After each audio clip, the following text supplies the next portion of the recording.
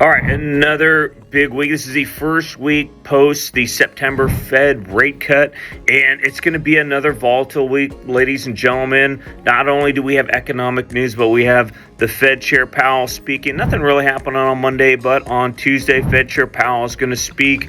We also have the Richmond Manufacturing Index on Tuesday and a 2-year Treasury auction result. Tuesday, we're going to see some movement in the market. Well, I think we're going to see movement every single day this week. Who knows which way we're going to go? So you're probably going to get some ups, probably going to get some downs. We'll probably be right in the middle where we were at the end of the week as we began the week, at least until Friday. Really, Friday will be the big kicker here.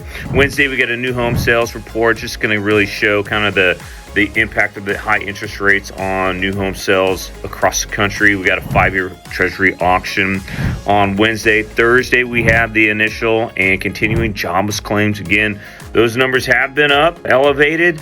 We have durable goods. We have GDP, another GDP, gross domestic product report coming out. We get existing home sales. So we got a lot of housing news. Existing home sales probably going to be down. We saw pending home sales last month down, which usually leads to existing home sales being down. We also have this 7-year Treasury report. And then Friday's a big day, folks. Friday is the PCE, the Personal Consumption Expenditure Report. That is the Fed's favored measure of inflation.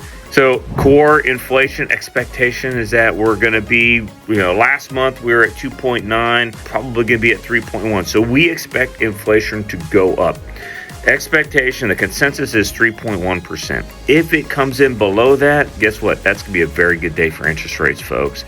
If it comes in hot at 3.1%, it's high, but not a lot of movement because that's what's expected. If it comes in above 3.1, then you see interest rates pop up. And certainly we don't want that, but that's what we can expect. So those are the big reports coming out this week. What does this mean for interest rates, and where are we with interest rates anyway? Last week we started at 5.92, so just under 6%. Interest rates actually went up through the week. They shot above almost 6.1%.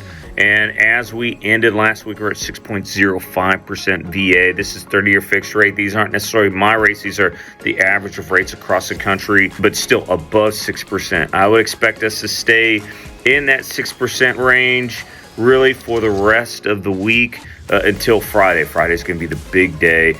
And if inflation comes in below the expectation of 3.1%, I would expect that we will get interest rates below 6% again. So we'll see what happens. Obviously, a lot going on, but that's where we're at as we start the week. Hope you guys have a great week. We'll talk to you later. Bye.